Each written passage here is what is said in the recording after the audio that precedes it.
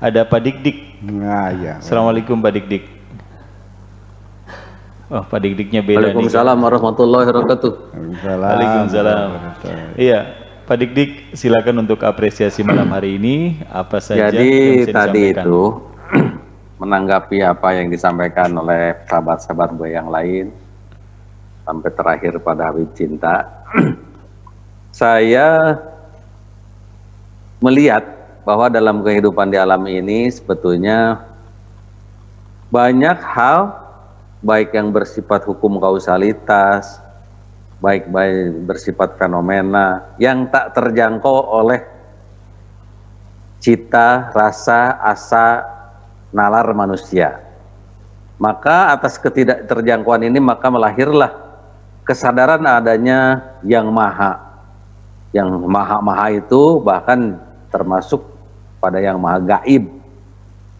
Namun pada perkembangannya banyak manusia kehilangan kepekaan terhadap spiritual suci ini. Maka untuk mengasah dan memelihara kepekaan ini diperlukan upaya-upaya antara lain berupa ritual, termasuk di dalamnya menstimulan dengan karya sastra seperti mana yang kita lakukan pada malam ini. Ini kan sebetulnya untuk menstimulan, membangkitkan tingkat kepekaan itu. Jadi barangkali apresiasi saya terhadap gelombang cinta yang disampaikan Buya ini adalah bagian salah satu cara atau salah satu metode untuk membangkitkan kepekaan-kepekaan yang selama ini hilang karena kita dengan pergaulan kehidupan sehari-hari yang syarat dengan serba salah duga itu tadi barangkali. Nah, berkaitan dengan itu ada yang ingin saya pertanyakan kepada Buya dalam penjelasan tadi pengajian kitab Fathur Rabbani, bahwa dari mulai Islam, iman sampai yakin ini akan dihadapkan pada yang tadinya berupa informasi suatu saat akan sampai kepada kesaksian. Barangkali kalau nggak salah tangkap begitu. Yang ingin saya tanyakan Buya, untuk sampai kepada kesaksian ini sebetulnya suasana kolbu, suasana hati yang seperti apa menjadi prasyarat agar kita sampai kepada kesaksian ini. Walaupun saya mungkin tidak akan berani mempertanyakan kesaksian ini karena tadi kata Buya lebih bagus bocor dari kaki daripada bocor dari lutut daripada bocor dari mulut. Tapi barangkali prakondisi suasana kolbu kami-kami yang belajar ini boleh juga seandainya mendapat bimbingan dan arahan dari Buya. Terima kasih Buya. Ya. Assalamualaikum warahmatullahi wabarakatuh. Waalaikumsalam warahmatullahi wabarakatuh. Jadi berurutan aja ya. Iya. Pertama Islam. Islam itu kan syariat, tatanan sosial, hubungan antara manusia. Ajaran tentang ritual-ritual, bagaimana kita melakukan manasik ya, ritual-ritual itu sendiri, bagaimana kita ngatur perdagangan, menjaga janji, kan begitu, bekerja sama dan sebagainya, itu kan Islam. Itu pun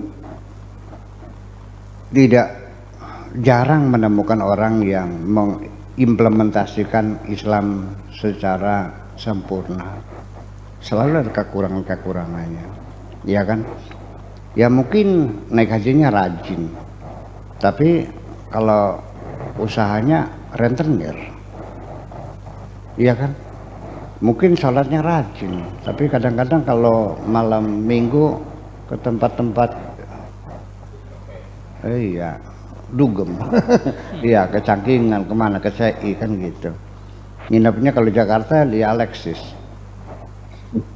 Ya kan, sodakohnya rajin, tapi kalau puasa males.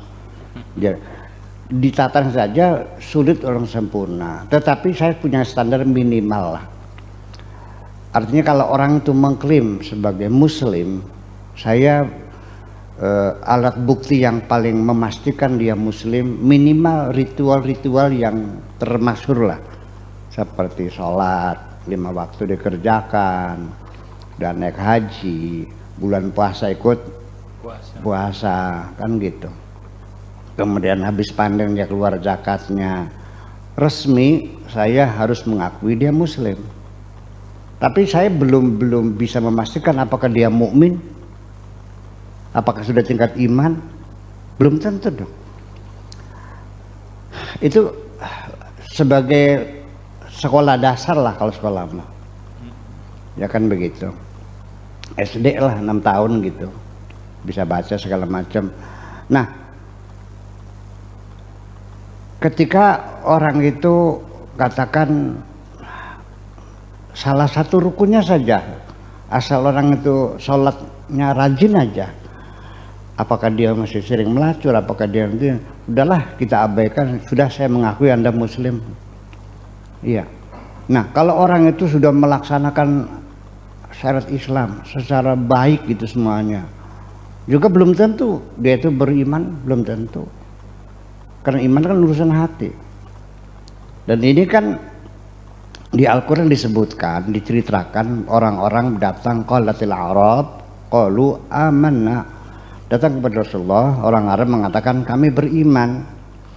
Tapi oleh Allah, Nabi Muhammad diperintahkan, katakan kepada mereka, jangan mengatakan kami telah beriman, katakan saja bal qulu aslamna, katakan saja kami telah berislam. Apa alasannya? Walamma yadkhulul imanu fi qulubihim, karena keimanan belum masuk ke dalam hati mereka. Mereka belum mukmin, baru muslim. Jadi jangan mengatakan kami telah beriman, katakanlah kami telah berislam. Allah Maha tahu kok siapa mereka. Ya, syariatnya mereka lakukan, tapi kan belum tentu. Ya, kenapa? Tingkatannya lebih tinggi iman ini. Nah, kemudian iman kan percaya. Oke, percaya. Saya mau nanya, Pak Rahmat, percaya nggak ibu kotanya Inggris itu London? Percaya nggak? Dari mana dasar? Pernah lihat nggak? Belum. Tapi dasarnya mana ya percaya benernya? Ya karena berita. Semua orang bercerita. Sekian ribu orang bercerita. Itu dapat dipastikan secara logika bahwa betul ada kota namanya London. Kemudian cost of livingnya sangat tinggi, biaya turis ke London itu mahal banget ya. Makanya saya pernah di sana juga, udah duitnya makan tuh kalau sarapan jadi 75.000, sarapan ya sepotong roti sama Coca-Cola. Ya mahal sekali sana itu. Nah itu. Nah sekarang dasarnya percaya ada London hanya berdasarkan informasi atau kesaksian dari beberapa orang yang pernah ke sana, dan itu sudah bisa menjadikan bukti logika, betul nggak? Tetapi kan belum pernah ke sana. Kalau saya kan pernah hidup di sana, nah jadi meyakini kota London itu ada, Anda baru tingkatan iman, saya sudah yakin karena saya sudah ke sana, itu bedanya. Nah makanya kalau orang yakin kan sudah melihat sendiri. Makanya ketika hati kita sudah mencapai tingkatan yakin, nanti oleh Allah akan diberikan keleluasaan, Anda bisa melihat sesuatu yang tadinya sebelum itu Anda tidak pernah melihatnya. Semacam itu. Nah kemudian ada sisi yang lain dipersengketakan, apakah iman itu bisa naik turun? Ada dua pendapat. Ada yang mengatakan seperti Mu'tazilah, imannya itu permanen. Orang sudah beriman ya tidak mungkin akan turun.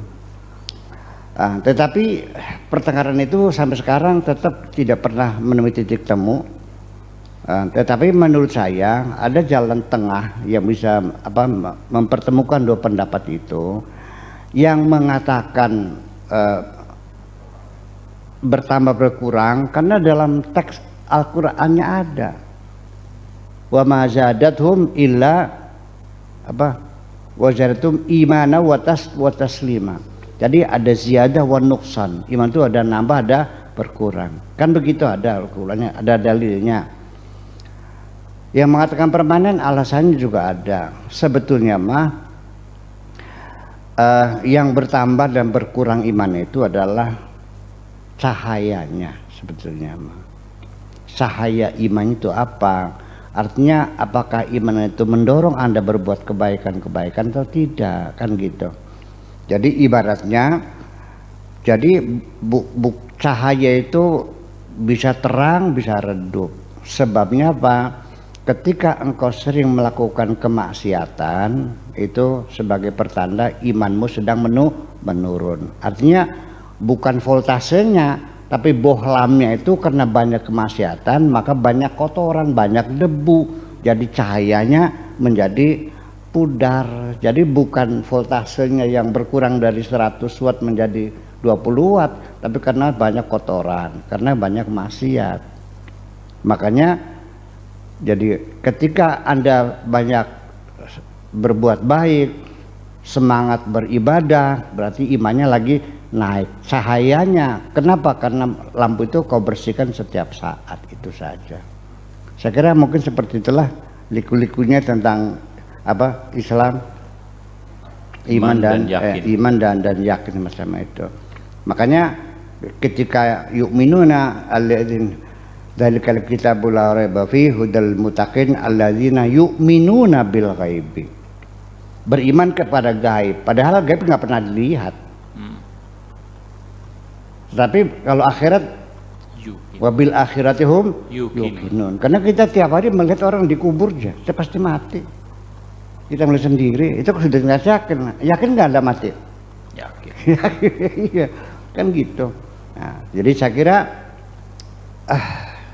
tetapi walau bagaimanapun, dimulailah dengan Islam dulu, artinya tatanan syariat dulu, ya kan begitu. Untuk masuk ke wilayah hakikat makrifat itu mah urusan apa yang ada dalam rumah itu ya silakan Anda masuk, tapi kalau pengen masuk ya lewatnya pintu gerbangnya itu adalah namanya syariat. Jadi omong kosong kalau ada orang hakikat makrifat tapi syariatnya nggak bener. Ya, jadi kalau mau cari mursyid, kalau ternyata dia nggak sholat, tinggal aja lah. Atau kencingnya nggak cebok lagi, itu tinggal aja lah. Ya kan gitu. So, bagaimanapun tidak mungkin orang masuk ke dalam rumah tapi tidak lewat pintu. Bisa nggak orang masuk rumah tidak lewat pintu? Lewat apa? Jendela. Kalau orang masuk jendela namanya apa? Ya udah maling namanya. Makasih. Oke, makasih kita aja.